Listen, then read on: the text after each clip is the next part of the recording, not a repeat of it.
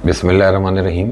एक और ज़बरदस्त वीक और बहुत अल्लाह का शुक्र कि स्टॉक मार्केट के अंदर एक रिदम अभी भी कंटिन्यू है और विदाउट एनी करेक्शन कंटिन्यू है। ये एक बड़ी इंटरेस्टिंग बात है।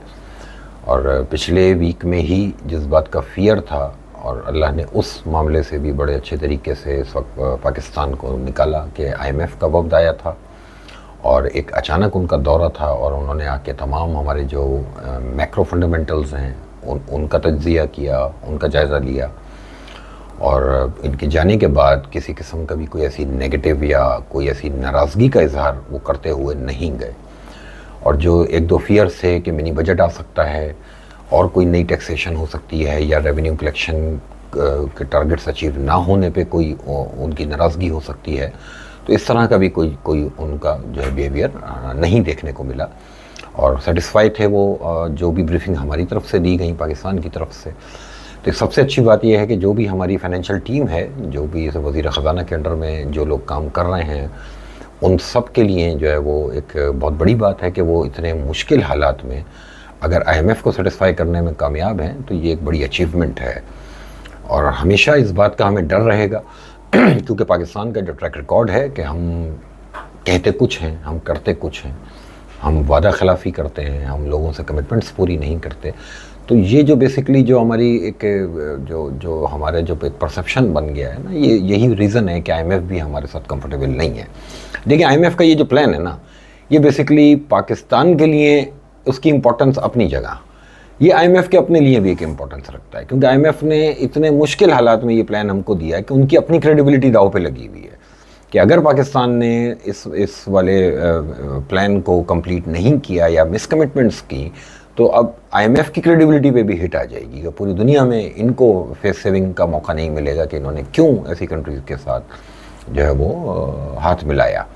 लेकिन अल्लाह का शुक्र है चीज़ें जो है वो राइट ट्रैक पे चल रही हैं और इसी वजह से मार्केट ने भी कंटिन्यू रखा हुआ है इस बुल रन को।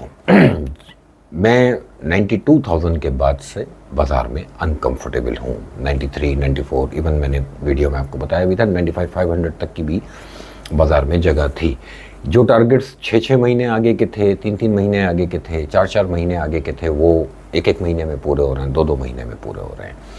अच्छा, जो चीज़ जो अंदाज़, देखिए एक तो होता है मार्केट को प्रेडिक्ट करना और एक होता है मार्केट के अंदाज़ को प्रेडिक्ट करना। ये जो अंदाज़ को प्रेडिक्ट करना है ना, ये किसी भी सब्जेक्ट का पार्ट नहीं है, ये स्क्रीन रीडिंग का पार्ट है, ये एक्सपीरियंस का पार्ट है।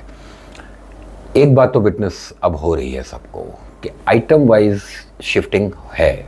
वो आइटम चलने शुरू हो गए जो आइटम पिछले 6 महीने से, 8 महीने से, 10 महीने से डल थे। फिर बीच में मैंने आपको बताया कि 2 सेक्टर्स हैं अब जो परफॉर्म करेंगे, उनमें से एक फार्मास्यूटिकल था और एक रिफाइनरी सेक्टर था। मैंने क्योंकि सबको बताया फिर खुल के, तो फार्मास्यूटिकल ने पिछले 2 वीक्स की आप परफॉर्मेंस उठाएं, 1 साल की परफॉर्मेंस एक तरफ और 2 वीक्स की जब मैंने इंडिकेट करना शुरू किया उसके बाद आप फार्मास्यूटिकल की परफॉर्मेंस देखें।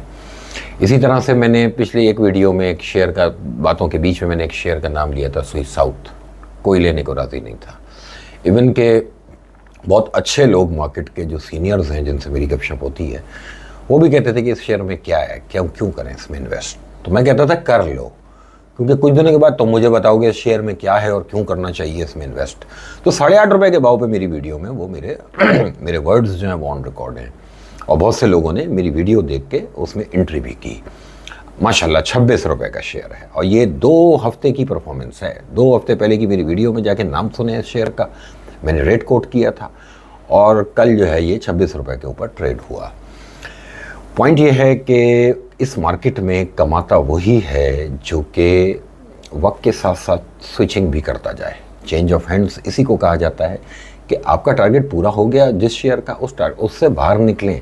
अब चैम्पियन मत बने कि उसमें मुझे 2 रुपये और चाहिए, आप उसके 2 रुपये छोड़ दें, उस शेयर में चले जाएं जिसमें आने के 10 रुपये हैं, तो वो ज़्यादा अच्छी बैट होगी आपके लिए। और मुझे ऐसा लगता है, देखें, क्योंकि बहुत से लोग इस बात से परेशान हैं कि मैं बिल्कुल सरेंडर करके, और मैंने लोगों को, अपने क्लाइंट्स को भी मैंने बिल्कुल हैंड्सअप किया, मतलब खुद करो, ठीक है, क्योंकि ये जो लेवल्स हैं इंडेक्स के और जो मार्केट में जो स्पेशली जो डिविडेंड यील्ड वाले शेयर्स हैं, इनकी जो प्राइसेस हैं ये अब जस्टिफाइड फ़िलहाल नहीं है। ये जस्टिफाई करेंगी कुछ अरसे के बाद, क्योंकि देखिए 150 रुपये का शेयर पे डिविडेंड यील्ड कुछ और है, और अब वो 250 या 300 रुपये का है, तो उसकी डिविडेंड यील्ड अब कुछ और हो गई। 100 रुपये के किसी शेयर पे 125 रुपये के किसी शेयर की डिविडेंड यील्ड कुछ और है, और अब वो 200 रुपये के करीब 190-95 अगर ट्रेड हो रहा है तो डिविडेंड यील्ड कुछ और हो गई। हमको जो मैक्रो लेवल पे जो हमारे इस्लाहात होनी हैं उसमें अब कुछ चीज़ें मटेरियलाइज होती भी दिखनी चाहिए। हमको सर्कुलर डेट का कोई सोल्यूशन सामने आना चाहिए। हमने पावर सेक्टर के ऊपर अगर काम करते हुए इस गवर्नमेंट को देखा तो वो भी एक गलत अंदाज उनका नज़र आया कि उन्होंने पूरे पावर सेक्टर की डिविडेंड यील्ड को हिट कर दिया और उस सेक्टर की प्रॉफिटेबिलिटी को हिट कर दिया। ये जो चीज़ें होती हैं ना, बेसिकली ये देखिए, आपका पैसा है, आप अपने पैसे के साथ कुछ भी कर सकते हैं, लेकिन यहाँ पर मैं बैठ के या मेरी ज़बान पे कोई चीज़ आप लें, रिस्क आपका लग जाए, पैसा आपका लग जाए, और मैंने कोई बोंगी मार दी आपके साथ, तो मैं तो वो बोंगी मार के भूल गया और आपके पैसे जो जमा पूंजी है ज़िंदगी भर की वो दांव पे लग गई। तो मैं इन मामलात में ना बहुत सेंसिटिव हूँ। मैं इस बात की वो रखता हूँ कि यार किसी के दिल से कोई बद्दुआ ना निकल जाए, मेरी ये गलती किसी की ज़िंदगी की जमा पूंजी जो है वो लेके ना बैठ जाए। तो मेरा बनता है कि मैं अपने टारगेट्स पूरे होने पे मैं एक दफ़ा बाज़ार में लोगों से कहूँ कि भाई मेरे कहने पे कुछ किया हुआ है तो अब नहीं करना, ठीक है, हाँ अच्छा। लेकिन पॉइंट ये है कि ठीक है, जब तक मार्केट चल रही है तो क्या मार्केट को बंद करके बैठ जाएं? ऐसा नहीं होता। तो कोई ना कोई पहचान होगी, कोई ना कोई इंडिकेशन होगी कि बाज़ार का ये जो रिदम है, इसके रिदम के टूटने की कोई इंडिकेशन। अब जब एक बात ये जहन में रखें कि जब 42 और 44 हज़ार इंडेक्स था ना, तो मेरी वीडियोस ऑन रिकॉर्ड है। मैं उस वक्त लोगों को समझाता था कि आपकी मार्केट में वो कुछ हो जाएगा, वो मेरा एक जुमला था कि भयानक तेज़ी हो दिखाऊंगा मैं आप लोगों को। बहुत से लोगों को याद है मेरा ये जुमला, अक्सर रिपीट करते हैं। वो जो भयानक तेज़ी थी, हुई भयानक तेज़ी। अच्छा, अब इस भयानक तेज़ी में मैं आप लोगों से कह रहा हूँ कि कॉशस हो जाएं। अच्छा, कॉशस का मतलब क्या है? मैं ये थोड़ी कह रहा हूँ कि पाकिस्तान से भाग जाएं। मैं ये भी नहीं कह रहा कि स्टॉक मार्केट से विड्रॉल कर लें और जाके ठिया लगा लें किसी चीज़ का। स्टॉक मार्केट में इंतज़ार किया जाता है, अपनी बारी का इंतज़ार किया जाता है। या तो चेंज ऑफ हैंड्स करें, स्विचिंग करें, एक आइटम बढ़ गया जान छोड़ें उसकी, उससे शादी नहीं करनी है। ये भी एक स्टॉक मार्केट में मिसाल है ना कि शेयर से शादी नहीं की जाती, डेट लगाई जाती है। डेट होती है टेम्परेरी कि जब तक उसमें चार्म है तब तक आप हैं, अदरवाइज़ वो शेयर कोई रिश्तेदार थोड़ी है। बात समझ, शेयर से रिश्तेदारी कोई नहीं होती।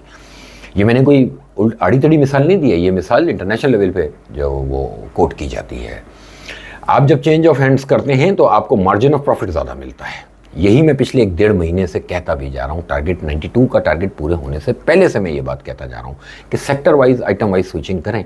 कि जाहिर सी बात है कि जिसने 195 रुपये का OGDC अगर बेचा, ठीक है, या उसने 185 रुपये पे OGDC अगर बेचा, तो एट द सेम टाइम उसको गैलेक्सो का शेयर 200 रुपये पे मिल रहा था फार्मास्यूटिकल का। एट द सेम टाइम उसको सर्ल का शेयर फार्मास्यूटिकल का 58 रुपीज़ पे मिल रहा था। 58 रुपीज़ का सर्ल 88 रुपीज़ हो गया और 185 वाला OGDC 195 हुआ। तो अब आप शेयर प्राइस में नंबर ऑफ शेयर्स आपके कितने आएंगे ये कैलकुलेट करें। 195 और 185 के शेयर में और 58 रुपीज़ के शेयर में नंबर ऑफ शेयर कितने आए। 58 वाला 88 हो गया, 30 रुपये उसने आपको दे दिए। और जो 185 पे अगर आपने सरेंडर किया था वो नंबर ऑफ शेयर्स भी कम थे, वो 10 रुपये ऊपर आया। अब इस बात को समझें, अगर ये लॉजिक समझ जाएंगे इस मार्केट में हमेशा कमाएंगे। और देखिए, कमाना बहुत आसान है, मार्केट में बचाना मुश्किल है, ठीक है। ये इस वक्त जो जिस फेज़ में मार्केट है ना, ये आपको बिल्कुल अंधा कर देगी, आपको नहीं समझ में आएगी वो बातें। उसी तरह कि जैसे जब मैं 42-44 हज़ार इंडेक्स पे तेज़ी बोल रहा था तो मेरे ग्रुप में एक मेरे दोस्त थे, मैंने बीच में एक वीडियो में उनको बड़ा याद किया था, कुछ अर्से पहले किया, आज फिर याद आ रही है उनकी मुझको। वो ग्रुप में मुझसे जब पॉजिटिव बात सुनते थे और पाकिस्तान में बहुत ज़्यादा हालात ख़राब थे और मैं कह रहा था कि पैसा डाल दो, बस गाड़ी बेचो, घर बेचो, स्टॉक मार्केट में पैसा डाल दो, ये 42-44 हज़ार इंडेक्स की बात कर रहा हूँ। तो उन्होंने पहले तो मुझे बड़ा क्रिटिसाइज़ किया मेरे ही ग्रुप पे, फिर वो ग्रुप लेफ्ट कर गए। फिर वो दूसरे ग्रुपों पे कहने लगे कि ये जो इरफान है ना, ये लोगों को मरवाएगा और ये जो है ऐसी बातें कर रहा है, 22% इंटरेस्ट रेट है, हम क्यों जाके स्टॉक मार्केट में रिस्की इन्वेस्टमेंट करें, हम जाके फिक्स डिपॉजिट करा के जो है वो 22% इंटरेस्ट रेट के मज़े ना लें। इरफान बिल्कुल गलत कर रहा है और ये लोगों को मिसगाइड कर रहा है, ये अपना धंधा चला रहा है। फिर कुछ अर्से बाद मैंने सुना कि वो लोगों को शेयर्स रेकमेंड कर रहे थे। उस वक्त भी कुछ लोगों को मेरी बात समझ नहीं आ रही थी, आज भी कुछ लोगों को मेरी बात समझ नहीं आ रही, ठीक है। ये मेरे लिए एक आम सी बात है, ज़िंदगी गुजार दी मैंने। अभी जो आप लोगों के चेहरों पे मुस्कुराहटें हैं ना, ये आंसुओं में बदल जाएंगी, ठीक है, और फिर इलाज के लिए मेरे ही पास आएंगे। ठीक है। जब तक, अब मैं आपको अंदाज़ बता रहा हूँ, ये अंदाज़ अगर कोई स्टॉक मार्केट का दूसरा आदमी बता दे ना, मेरे सामने ले आना उसका एविडेंस कि वो कोई मार्केट में मेरे अलावा है जो आपको राइट तेज़ी पकड़वाए, राइट मंदी पकड़वाए और फिर बाज़ार का अंदाज़ भी समझा दे। ये बाज़ार डेली बेसिस पे न्यू हाई बना रहा है, डेली बेसिस पे। जब तक मार्केट डेली बेसिस पे न्यू हाइज बना रही है तब तक बाज़ार में बैठे रहें। कोई अपना एक इमीडिएट स्टॉप लॉस बनाए। स्टॉप लॉस आपकी मर्जी पे नहीं बनेगा, स्टॉप लॉस बनता है टेक्निकल चार्ट के ऊपर। कोई ना कोई टेक्निकल लेवल ऐसा होगा कि जिसको स्टॉप कंसीडर किया जाए और फिर उसके ऊपर पॉजिटिव बैठ जाया जाए। ये बात मैं ओपनली लोगों को क्यों नहीं कह रहा, मैं पिछली 2 वीडियो से कॉशियस क्यों कर रहा हूं लोगों को, क्योंकि बात मानते पूरी नहीं है। आपको ऐसे बाजार में मैं कोई भी शेयर कहूं आप एंट्री तो अभी कर लेंगे, लेकिन जब वो अनफेवर जाना शुरू होगा मैं कहूंगा यार लाख रुपए का लॉस है बेच दो, वरना ही 10 लाख के लॉस पे शिफ्ट हो जाएगा। तो अब वो जो लाख रुपए का लॉस मैं बुक करवा रहा हूं बेसिकली वो आप नहीं करेंगे, क्योंकि ये तजुर्बा मैं कर चुका हूं। मुझे पता है कि मैं भी इन्वेस्टर बेस को डील करता हूं कि जब एक एग्जिट का वक्त आता है ना, देखिए कोई एक एंट्री तो फिर आपकी नेगेटिव होनी है ना, कहीं तो आपने एक दफ़ा सरेंडर करना है। वरना होता क्या है कि फिर आप ये कहते हैं यार कैश पे लिया हुआ है, लॉन्ग टर्म रख लेते हैं, कोई टेंशन नहीं। लेकिन होता क्या है कि उस वक्त की शॉर्ट टर्म की जो करेक्शन होती है कल को जाके वो मंदी में बदल जाती है, कोई ना कोई न्यूज़ ऐसी आ जाती है। यही कुछ खान साहब के दौर से में जब गड़बड़ हुई थी और स्टॉक मार्केट एकदम बैठनी शुरू हुई थी, तो बहुत से सेक्टर्स ऐसे थे कि जो उससे पहले मैंने दिलाए हुए थे, और फिर जब मैंने लोगों से कहा कि निकलो छोटा सा लॉस बुक कर लो, तो वो छोटे से लॉस बुक नहीं किए। कि मैं एक मिसाल देता हूँ, पिछले दिनों भी किसी से मेरी बात हुई कि यार ये शेयर आपने दिलाया था उस ज़माने में, उसके बाद जो मेरी वीडियोस थी और मेरी ऑडियोस थी और मैं कॉल्स पे कह रहा था कि बेचो भाई, लॉस में भी बेचो, तो क्यों नहीं बेचा था? कहना यार उस वक्त 1.5 लाख का लॉस हो रहा था और आज 17 लाख का लॉस हो रहा है। अब इस बात को नहीं समझे कि 1.5 लाख का लॉस बुक कर लेते, मैं रिकवर करवा देता किसी दूसरी जगह से। आज आप 17 लाख के लॉस में, अब मैं क्या करूँ आपका, क्यों लेके बैठे हुए थे वो शेयर? पॉइंट ये है कि ये जो एक लॉस बुक करना होता है ना, इस लॉजिक को समझें। स्टॉक मार्केट एक बिजनेस, तमाम बिजनेसेस के कोई ना कोई कॉस्ट होती है, ठीक है। आप एक इंडस्ट्री लगाते हैं तो लैंड खरीदते हैं, फिर आप उसमें इंफ्रास्ट्रक्चर पूरा उसका खड़ा करते हैं, फिर आप उसमें एम्प्लॉयमेंट करते हैं, फिर उसमें बिजली का बिल होता है, लोगों की तनख्वाहें होती हैं। ये तनख्वाहें, बिल, ये सब चीज़ें क्या हैं? ये कॉस्ट है। स्टॉक मार्केट भी एक बिजनेस है। इसकी कॉस्ट क्या है? इसकी कॉस्ट है वो एक स्टॉप लॉस। अगर आप कॉस्ट ही नहीं देना चाहते किसी बिजनेस का, तो इट मीन्स कि आप डूब जाएंगे इस मार्केट के अंदर। मैं आपको एक बात बताऊं, अगर आप ये एक कॉस्ट, ये एक वो ट्रेड जो कि आपकी नेगेटिव में कटेगी, उसके लिए अपने आप को राजी करें। अगर आप वो राजी हो के मुझसे पूछेंगे तो मैं आपको कम से कम 4 आइटम, 6 आइटम, 10 आइटम हफ्ते में बता दूंगा कि आप इसमें काम कर लें, लेकिन अपना एक रिस्क बांध लें। क्यों? कि बाजार में अभी तक जो सबसे अच्छी बात है इस मार्केट की कि वो ब्लू चिप के अंदर एक्टिविटी थी। अब मुझे दिख रहा है कि पिछले हफ्ते में वो एक्टिविटी ब्लू चिप से शिफ्ट होकर सेकंड टियर की तरफ शिफ्ट होना शुरू हुई है। अब सेकंड टियर, थर्ड टियर की बारी लगेगी। देखिए, ब्लू चिप की डेफिनेशन में सिर्फ यही नहीं है कि शेयर जो है वो 200 रुपए का होगा, 300 रुपए का होगा तो वो ब्लू चिप है। नहीं जी, नंबर ऑफ शेयर्स मैटर करते हैं। अब जो 200-300 रुपए वाले शेयर चल रहे हैं वो ब्लू चिप नहीं है। फॉर एग्जाम्पल ग्लैक्सो, अगर कोई आपसे कहता है कि ब्लू चिप है तो वो गलती कर रहा है, झूठ बोल रहा है। झूठ नहीं बोल रहा, खैर वो अनाड़ी है, ठीक है। उसे खुद नहीं पता कि जिस शेयर के number of shares come floated हों ब्लू चिप नहीं होता भाई। कोई मारी पेट्रोलियम है या इस तरह के जो और बड़े शेयर्स हैं, फिरोज़ है, और इसी तरह के जो इलिक्विड जिनमें number of shares come floated हो, तो वो ब्लू चिप की कैटेगरी में नहीं आते। ब्लू चिप की कैटेगरी में वो शेयर आता है जिसके नंबर ऑफ शेयर ज़्यादा फ्लोटेड होते हों, ठीक है। और ये एक क्राइटेरिया है कि कंसिस्टेंट ग्रोथ हो, उसकी एक अच्छे पे आउट्स हों, और फिर नंबर ऑफ शेयर्स भी उसके ज़्यादा फ्लोटेड हों। लेकिन अब इस वक्त आपको ये विटनेस हो रहा है कि मार्केट में टाइम के साथ साथ चीज़ें नीचे की तरफ शिफ्ट होनी है। फर्स्ट ईयर में आपको ये बात भी मैंने ही सिखाई है लोगों को कि मार्केट 3 फेजेस में चलती है। सबसे पहले फर्स्ट ईयर्स चलते हैं, फिर सेकंड ईयर की बारी आती है और फिर थर्ड ईयर की बारी आती है। अभी तक आपकी मार्केट में सेकंड ईयर और थर्ड ईयर की बारी पूरे तरीके से नहीं आई, सेकंड ईयर की शुरू हो चुकी है। मुझे लग रहा है कि अब थर्ड ईयर की किसी भी वक्त बारी आनी शुरू होगी, और ये हर दौर में आप लोग देखेंगे। और जब तक थर्ड ईयर की बारी नहीं निमट जाएगी, बाजार में कोई बड़ी करेक्शन नहीं आएगी, मार्केट में मंदी नहीं आएगी। बाजार में जिगजैग होना बाजार का पार्ट है। इस जिगजैग में कभी बाजार 1000-1500 पॉइंट नीचे आएगा तो उसमें भी आपको कुछ second year, third year shares ऊपर के कैप लगे हुए नजर आएंगे। ये वो एक्टिविटी वाला बाजार है। अब पॉइंट ये है कि या तो पूरा रूल्स फॉलो कर सकते हैं तो फिर मुझसे पूछें, अदरवाइज मैं सरेंडर करूंगा। मैं यही कहूंगा कि भाई मेरी तरफ से जान छुड़ा लो इस मार्केट से। अगर हाँ हिम्मत है कि हाँ जी एक लॉस बुक करेंगे, रिस्क लेते हैं, हो सकता है 6 आपको ऊपर के जो है टेक प्रॉफिट हिट हो उसे एक स्टॉप लॉस बुक करने से पहले। अगर ये फैक्टर अगर आप सामने रख के अगर आप मुझसे पूछेंगे तो मैं हर वक्त हाजिर हूँ। मैं ये बात कर रहा हूँ अपने क्लाइंट्स से, ऐसी बात है मैं अपने क्लाइंट्स को फैसिलिटेट करूँगा कि कौन सा शेयर खरीदना है, किस रेट पे खरीदना है, कितना क्या स्टॉप लॉस है और क्या उसका टेक प्रॉफिट है। अब प्रॉब्लम यह होती है कि कोई भी शेयर दिलाया है वो 10 पैसे घटा है तो कॉल्स आनी शुरू हो गई कि यार ये तो 10 पैसे नीचे आ गया। देखें अब ये तो अगर इतना भी बर्दाश्त नहीं है तो प्लीज़ मत करें, फिर क्यों पूछ रहे हैं जब एक बंदा अपने मुंह से कह रहा है कि भाई दूर हो जाएं बाजार से। लेकिन अगर कहीं रिस्क लेने की हिम्मत है तो ये रिस्क का मतलब ये नहीं है कि सारे सौदे आपके प्रॉफिट में कटेंगे। 5 ट्रेड्स में से 3 प्रॉफिट में कटेंगी, 2 लॉस में कटेंगी। 1:2 1:3 का ट्रेक आपका क्राइटेरिया होगा, नेट कैपिटल आपका ऊपर चला जाएगा। अगर इस क्राइटेरिया को फॉलो कर सकते हैं तो मोस्ट वेलकम। ये मैं अपने क्लाइंट से कह रहा हूँ, फिर मुझसे पूछें, मैं 4 आइटम नेक्स्ट वीक के लिए और दे दूंगा। बाकी जनरल पब्लिक देखिए मुझसे पूछती है, मैंने लास्ट टाइम भी कहा था, देखिए मुझे अच्छा नहीं लगता, कभी कभार मैं भी इंसान हूँ, मैं बहुत लोगों को डील कर रहा हूँ इंटरनेशनल मार्केट में। रात को मैं 2-2 बजे तक जाग रहा होता हूँ, सुबह 6 बजे फिर जाके बैठ जाता हूँ और फिर ऑफिस में सुबह 8 बजे मैं ऑफिस के अंदर होता हूँ। ठीक है ना, मैं 24 आवर जो है ना दिमाग चल रहा है, तो कभी कभार मैं एग्जॉस्ट हो जाता हूँ, कभी चिड़चिड़ा हो जाता हूँ, मुझे अच्छा नहीं लगता। बाद में मुझे रिग्रेट होता है कि यार मैंने किसी को सख्त जवाब दे दिया। तो कभी मेरी चीज़ों को बुरा नहीं माना करें, आप लोगों की मोहब्बत में ही मैं कभी कभार सख्त हो भी जाता हूँ। लेकिन एक बात को समझें, देखिए मेरे पास प्रोफेशनल टीम है और मेरे क्लाइंट्स के लिए ये मैंने अब कुछ अरसे में ये भी मामला शुरू कर दिया कि शॉर्ट टर्म ट्रेड्स भी उनको मेरी टीम बता रही है। मैं हर आदमी को खुद नहीं बता सकता, एक इंसान हूँ भाई, कितने लोगों को डील करूँगा एक वक्त में। मेरी टीम जो बोल रही होती है उसको मैं ओन करता हूँ, वो मेरे जुमले बोलते हैं, वो मेरे जुमलों के अलावा एक उफ भी नहीं करेंगे आपसे जो उनका अपना हो। और वो मेरी प्रोफेशनल टीम भी मेरी तरह ही ट्रेंड है, मैंने किया उनको। क्योंकि जब आप ट्रेडिंग पे जाते हैं ना तो आपको ह्यूमन इमोशंस से बाहर होना होता है और आपको एक रोबोट की तरह समझ ले कि रिएक्ट करना होता है।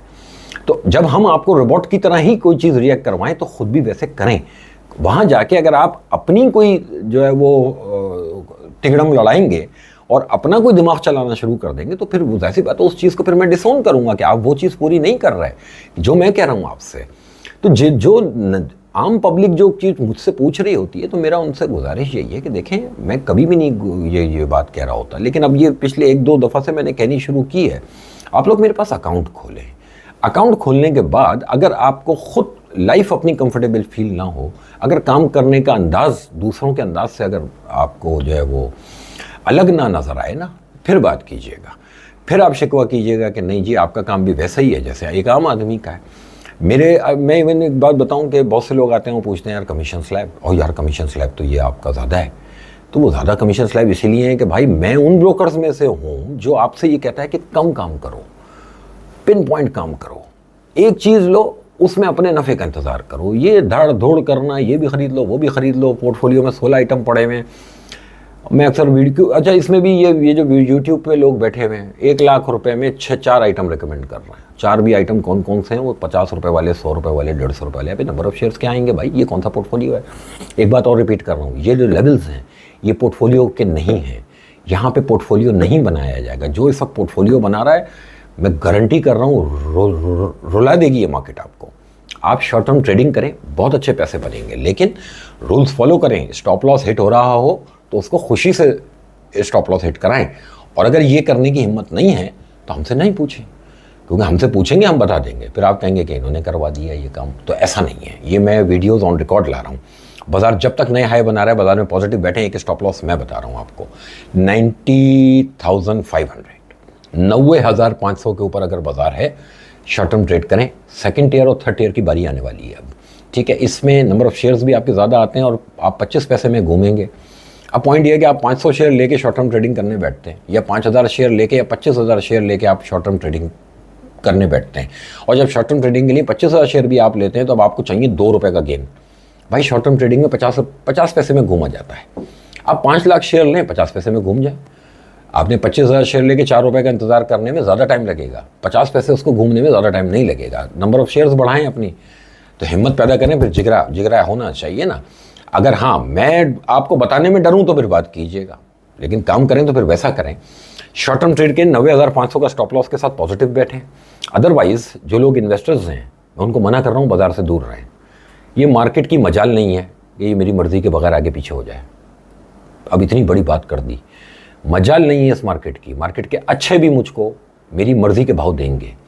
अभी शॉर्ट टर्म ट्रेड करने वाली बाज़ार है, सिर्फ ट्रेडिंग करें, इन्वेस्टिंग और इन्वेस्टर बनने की ज़रूरत नहीं है, और पोर्टफोलियो डिस्कस करने की ज़रूरत नहीं है। ये होशियारी है, अपने अंदर की होशियारी है कि अपने आप को जो है ना वो सिक्योर, अपने जैसे कहते हैं आंखें बंद कर लेना ख़तरे को देख के। ख़तरे की बात से मुराद ये है कि जब आप 95,000 पे हैं तो मंथ ऑन मंथ बेसिस पे आज भी जो पहली सपोर्ट है, पहली सपोर्ट वो 83,000 पे भाई 12,000 पॉइंट नीचे है। ये 12,000 पॉइंट पता नहीं क्या कर देंगे, ठीक है। लेकिन मुझे लगता है कि ठीक है, बाजार अभी सस्टेन कर रहा है ऊपर के लेवल पे। हो सकता है ऊपर ही कहीं मंथ की क्लोजिंग भी आ जाए, 15 दिन और भी खैरियत से गुजर जाएं, तो ये जो अभी 83,000 की सपोर्ट है ये उठ के आ जाएगी तकरीबन 96,000 पे, 86,000 पे 2-3 हज़ार पॉइंट वो सपोर्ट लेवल ऊपर आ जाएगा। लेकिन जब आएगा तो देखी जाएगी। अभी 15 दिन भी बाकी हैं। इस 15 दिन में चेंज ऑफ हैंड्स करें। पहले सुई साउथ बोला था, वो बस दिल में आई थी, अल्लाह ने कहलवा दिया था कि लोगों के लिए कर दो।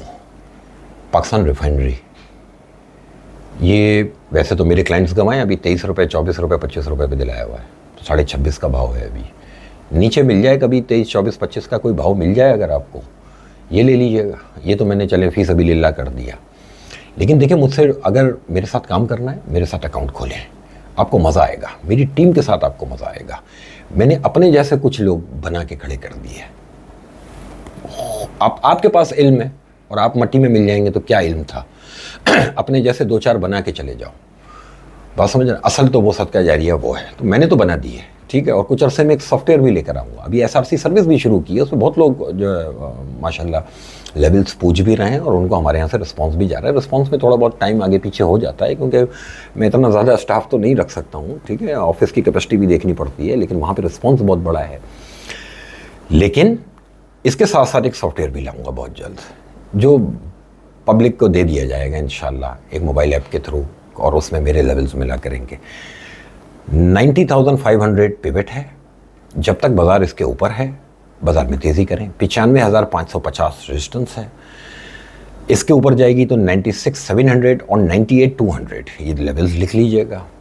नीचे 90,500 टूटा तो बहुत ख़राबी कर देगी मार्केट। अच्छा, 90,500 आने में भी अच्छा खासी चीज़ें निकल जाएंगी, क्योंकि आप 95 के अराउंड खड़े, 94,700 खड़े हुए हैं आप, तो ये तकरीबन 4,000 पॉइंट का डिस्टेंस यहाँ भी है।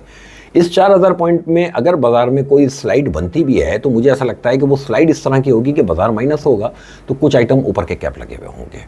वो आइटम ज़्यादातर सेकंड टियर और थर्ड टियर हो सकते हैं। ब्लू चिप में इसीलिए इन्वेस्टमेंट अभी नहीं करनी चाहिए क्योंकि जो डिविडेंड यील्ड है वो डिस्टर्ब हो चुकी। इन प्राइसेस पे डिविडेंड यील्ड जस्टिफाइड नहीं बनती। अब आप कैपिटल गेन ढूंढ सकते हैं मार्केट में, और कैपिटल गेन के हिसाब से भी सेकंड टियर के अंदर अभी बहुत कुछ बाकी है। मेरे पास 6, 7, 8 आइटम में इस पोजीशन में हूं कि मैं रेकमेंड कर सकता हूं, लेकिन स्टॉप लॉस के साथ। या आप मुझसे वादा करें कि इरफान भाई कल को कोई आप पे ब्लेम नहीं है, आप स्टॉप लॉस बता देना, उसके नीचे हार हमारी है, ठीक है ना। वहाँ तक की हार इरफान भाई की है, वहाँ तक हारोगे, जो लॉस हो मुझे बता देना, दूसरी जगह कवर करा दूंगा। स्टॉक मार्केट नाम ही इस चीज़ का है। स्टॉक मार्केट एक इन्वेस्टमेंट टूल है, एक बिजनेस प्लेस है जहाँ पर एक कॉस्ट देनी होती है। ये वो कॉस्ट है जो कि एक स्टॉप लॉस की सूरत में है। इसी तरह गोल्ड है। गोल्ड ने तकरीबन अपने टॉप से $250 का डिप लिया after US election. US election के बाद मुझे लग रहा है कि दुनिया में जो फाइनेंशियल ये जो क्राइसिस है ना, ये ट्रम्प साहब के आने के बाद जो है ना बहुत स्पीड से जो है रिजॉल्व होंगे। दुनिया में जंगें ख़त्म होने वाला माहौल बनेगा। तो ओवरऑल स्टॉक मार्केट्स के लिए आगे भी बहुत बड़ा फ्यूचर है। 2025 देखें, 2024 कुछ भी नहीं था, जो 2025 होगा इंशाल्लाह। अब देखते जाएं, अभी जल्दी कोई नहीं है, बस अल्लाह से ज़िंदगी मांग लें कि 1 साल और देखते हैं चलें। अगर ज़िंदगी है तो दिखाता हूँ मैं आप लोगों को, लेकिन ये मार्केट जा नहीं सकती जब तक मैं नहीं बोलूँगा, ठीक है। मैं लेवल्स पे बात करता हूँ, मैं आपको इंडिकेट कर रहा हूँ। डर के काम करें, स्टॉप लॉस के साथ काम करें। अगर स्टॉप लॉस का वादा कर रहे हैं तो फिर मुझसे पूछें, मेरे क्लाइंट्स, ठीक है। और जो लोग क्लाइंट्स नहीं हैं उनसे रिक्वेस्ट है कि देखें, पूछ के शर्मिंदा ना हो। उधार बंद है कश्मीर की आज़ादी तक, और आप मेरे पास अकाउंट खोलें, मोस्ट वेलकम। फिर 24 घंटे आपके साथ हूँ, फिर बताऊँगा। अभी एक आइटम मैंने फी सबिलिल्लाह दे दिया, अगर 2 रुपये 2.5 रुपये नीचे कहीं पाकिस्तान रिफाइनरी मिले तो ले लें, ठीक है। और 3 महीने बाद मुझे रेट बताइएगा। आप लोगों का बहुत शुक्रिया।